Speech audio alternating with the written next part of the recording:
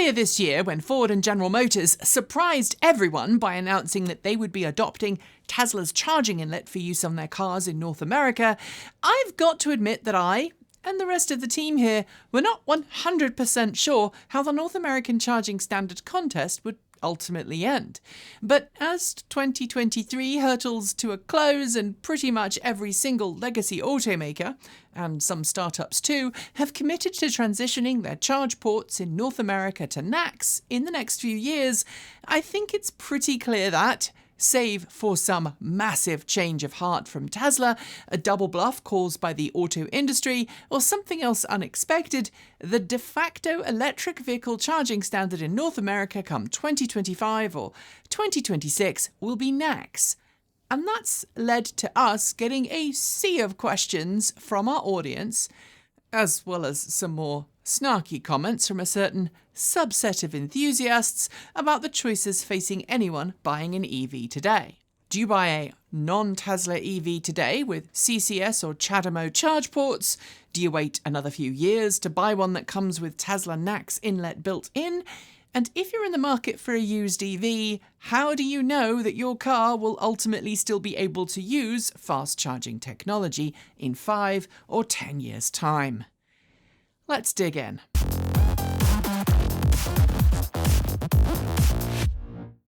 If you're not familiar with the term NACS, here's a little refresher. And if you are familiar with the history to this point, feel free to skip the next few minutes of this video. Because this is really new, we think it's important to provide the context for those who are new to EVs. NACS stands for North American Charging Standard, and it was developed by Tesla for use in its various electric vehicles, previously known as the Tesla Supercharger connector or just the Tesla inlet. While the physical design of NACS hasn't visibly changed a whole lot since we first saw it on the Tesla Model S in 2012, the software protocols that have been used to communicate betwixt car and charging station have, as has the maximum charging current NACS has been capable of transferring. I'm not going to go super deep into the details here, but if you're interested in the different charging protocols and evolutions that have happened to Tesla's charging inlet over the years, as well as learn why early Model S and X cars could use a CHAdeMO adapter, but newer Model 3 and Model Y cars are happier using a CCS adapter, follow the link right up here, or in the down below, to a marathon near hour-long video with the lovely Jeremy from EVgo to learn more. Today's NACS connector, remember, NACS is the physical connector, not the communication protocols used over it, is pretty darned robust. It's capable of some pretty impressive high power transfers. Tesla does tend to keep its cards close to its chest, but not so long ago, it was revealed that Tesla's V4 superchargers are capable of charging at up to 350 kilowatts, with already deployed units in parts of Europe bearing labels on them that suggest they're capable of up to 615 kilowatts, at least on paper. At this point, I should probably acknowledge that so far only a handful of V4 superchargers with NACS have been deployed in North America, and the European superchargers, whose labels promise 600 plus kilowatts of power, use CCS Type 2, because that's what's mandated by law in Europe. Europe saw the need for a ratified single standard a long time ago, and every automaker has to follow it. The name North American Charging Standard was first coined by Tesla in an attempt to get its connector adopted by the automotive industry in North America. This is despite the fact that an existing charging standard, CCS Type 1, had already been adopted by the industry. But that charging standard, the sibling of CCS Type 2 as found in Europe, has been brutally criticised in North America for being unreliable, both because of some mechanical design decisions and because of some teething problems getting the many different cars using it to all talk successfully to the charging station. Which is why Tesla's NACS inlet started to become suggested as an alternative. first by Aptera and then by other automakers. It's smaller than CCS Type 1, and unlike CCS Type 1, which has dedicated pins for high-power DC and low-power AC charging, it relies on internal switching within the vehicle to send power from the charger pins to the correct vehicle system, direct to the battery if it's DC power, and to the onboard AC charger if it's AC power. At this point, I should acknowledge that I'm being very general, and that's because this isn't specifically about the technicalities of how the charging systems differ. But I do feel compelled to note here that we here in North America have been wholly unfair to CCS Type 1, as it's often not the connectors that have been at fault, but rather the charging networks who operate CCS charging stations. At the top of that list is Electrify America, whose corporate attitude towards charging stations to date has seemingly been to deploy as many possible using the cheapest hardware possible, and then not to keep them in a good state of repair. I know I'm going to really upset a lot of people by saying this, but that's not a connector problem. That's a people problem. Remember that CCS Type 2 works just fine in Europe. No, this is a management failure. Because of the existing reliability issues of charging networks using CCS Type 1, Ford, General Motors, and eventually the majority of the rest of the auto industry have announced their intent to throw the CCS Type 1 connector to the wayside and adopt NACS in their vehicles from 2025 model years going forwards. This not only gives them access to Tesla's Supercharger network, presumably securing a deal with Tesla that will allow rival automakers to charge customers directly for using Tesla's network, as well as any other charging network that starts to roll out NACS. The end goal is to make all EVs in North America use NACS as their preferred charging standard, which leads me to the question this video is trying to answer. Should you bother buying an EV today if it doesn't have NACS?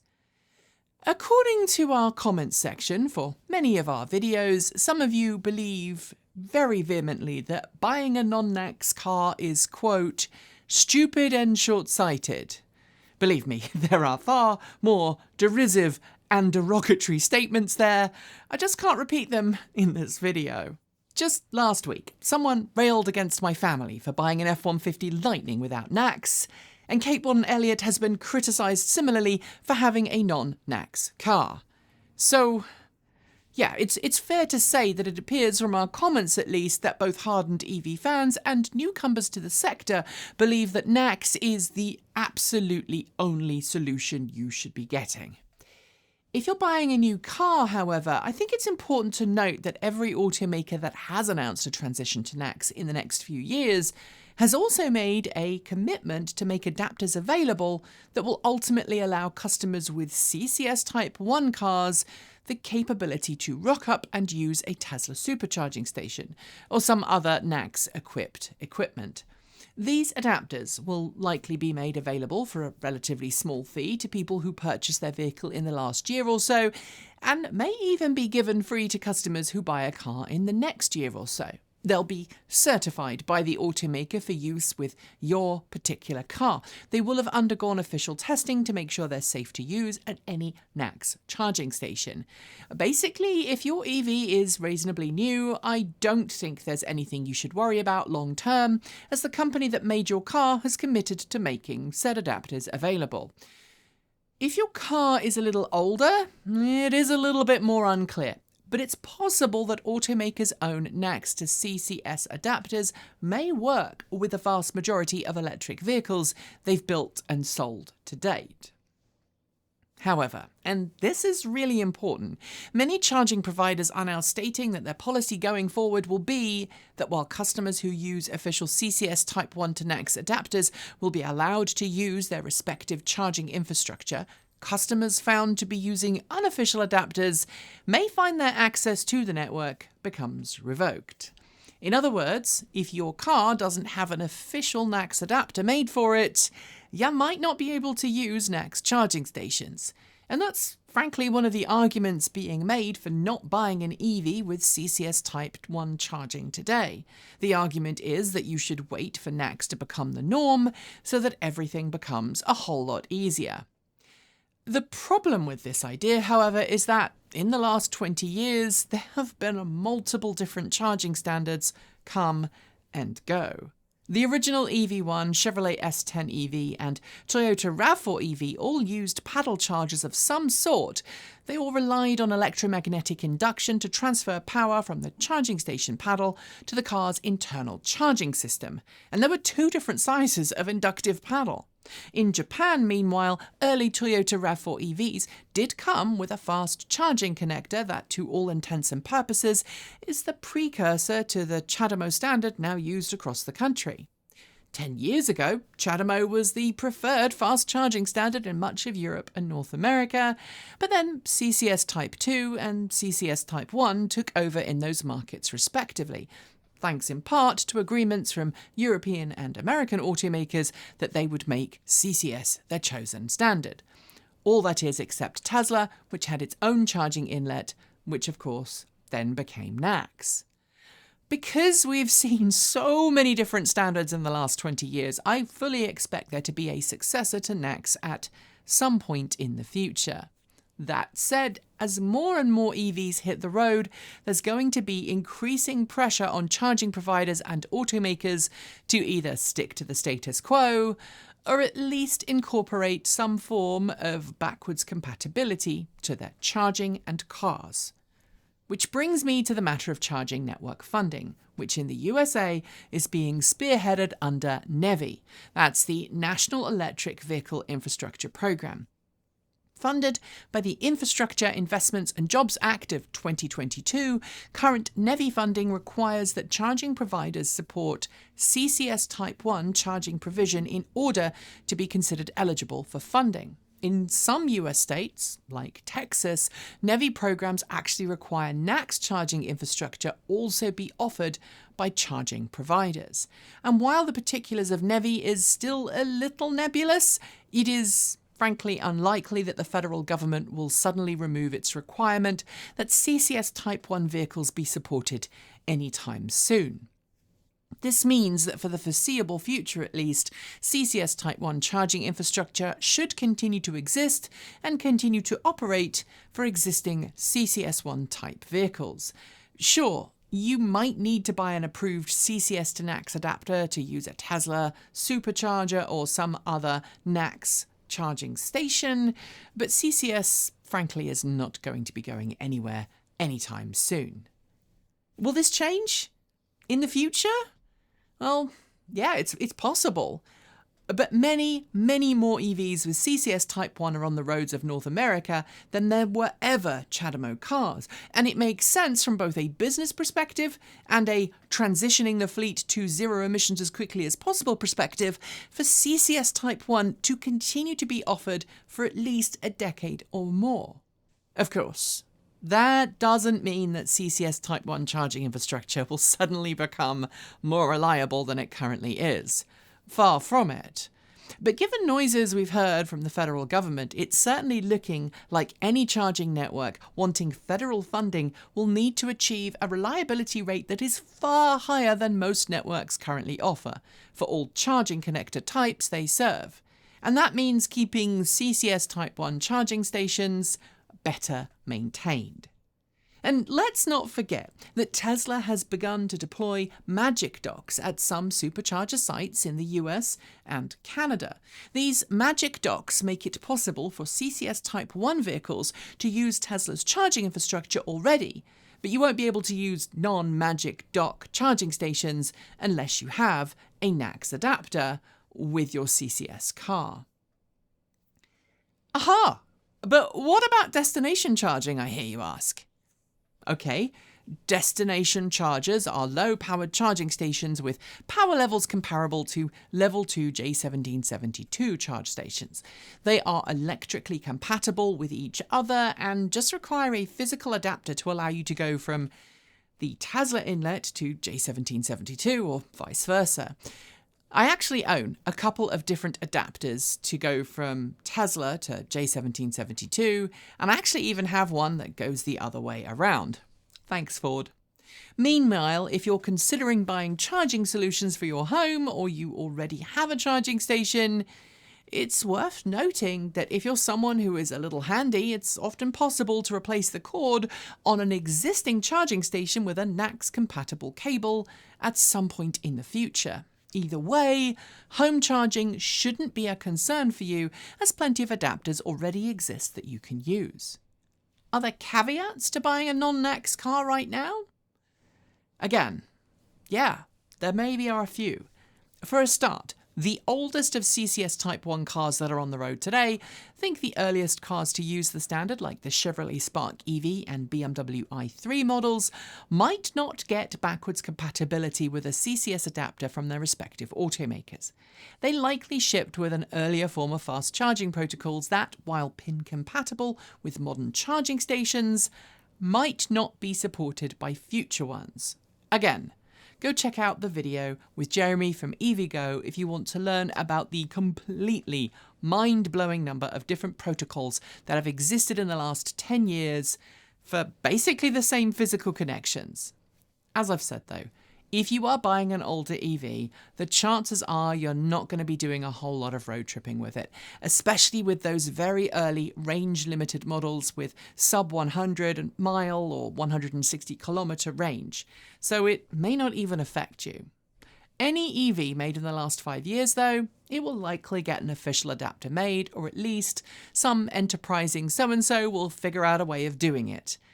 Frankly, because there are now multiple people, both individually and commercially, working on Nissan Leaf CCS charging solutions, some are even operational and in the wild, then we know the same will happen for NACS. You'll just have to make your own judgment calls as to if you're okay using an unofficial adapter when you fast charge, and also be willing to deal with the consequences that come your way as a result of that, especially if things go wrong. As for me, as you may know, I own 2 CCS Type 1 vehicles, and I'm expecting the newest of them, my Ford F-150 Lightning, to be given some form of adapter some way down the line by Ford. As the lovely Tom Malogany recently detailed on his channel, there are already CCS to NACS adapters available commercially online. The one that he's seen is about $200, but it does require that the car you're using comes from a manufacturer with an agreement so that you can use the Tesla Supercharger network. And right now, I don't believe any of those agreements are in place, so there's no point in buying an adapter until that changes, because it just won't work. At home, I have 4 charging stations that use J1772, 2 juice boxes, a span drive wired into my garage, and a semi-permanent granny lead connected to my pump house. I also have a Ford Charge Station Pro, which of course uses CCS Type 1, but is technically a level 2 AC charging station when it's actually charging my truck. It only uses those bottom 2 pins to pull power out when it's backing up the house. Since my home infrastructure matches the vehicles I currently have, I am personally not in a hurry to switch to NACS compatible home charging yet, but there is something that might make me rethink that: my Vectrex VX1 maxi scooter. Right now, it uses a standard household plug, but I am planning on upgrading the battery pack and onboard charger for more capacity, range, and charging capability. So I am seriously considering buying a NACS-style inlet for my bike and putting it on there, as it is smaller than a J1772 one, and should be easier to fit on. I won't ever likely to be able to get fast charging working on my Vectrex, however, so it's only ever going to be for low-powered, level 2 destination charging. So what about long distance? My F-150 Lightning is our go-to vehicle, and most of the places I travel have reasonably reliable DC fast charging. I'm also of the mindset that right now, if everyone else goes towards NACS, it's likely going to reduce the demand on existing fast charging, so I'm willing to suck this one and see what happens. I'll also likely use a NACS adapter when I need to, but based on some of the stories I've been hearing online, it's not just reliability that's an issue, but the number of charging stations being deployed too. And living on the US West Coast, where Tesla Superchargers are in high demand, I'm guessing that there will be queues when NACS transitions happen. At least, there will be until we see a massive growth in charging station deployment from everyone, including Tesla. Because we simply don't have enough fast charging stations to go around, even if Tesla's existing network gets added to the mix. But sadly, that's for another video. Thanks for joining me today, and if you've got any thoughts, make sure you leave them below in our Discord chat room, or you can reach out to us on Mastodon. Thanks to the amazing list of people scrolling by on your screen right now. They are some of the more than 1,500 people who help fund this channel through Patreon and YouTube, helping us cover our bills, pay our team, and making sure that we can remain 100% independent. If you'd like to join them and see your name listed below, just follow the links. There are a range of different tiers you can sign up for from as little as $1 a month, or if you pay yearly, just about $10.08 a year. A huge welcome to our newest supporters: Conrad Young, Neon Frog, Siobhan Greeny, Alan Savage, Scotty, Ray Mario, Jennifer, Nesklova, and the Lord of Chaos. Thanks for becoming part of the TE crew. If you'd like to support us with a one-off donation, you'll find links below to make Ko-fi and Bitcoin donations, and we even have an old-fashioned PO box you can reach us at. The address is also linked below. And if you're in need of some swag, you'll find our swag store also in the down below. We've got some great content coming up, so make sure you're subscribed on PeerTube or YouTube, and we'll see you again soon. We make new videos every Monday, Wednesday, Friday, Saturday, and Sunday. If you want more, the mighty algorithm thinks you'll like this video, but we here also think that this one is well worth a look. See you soon, and as always, keep evolving.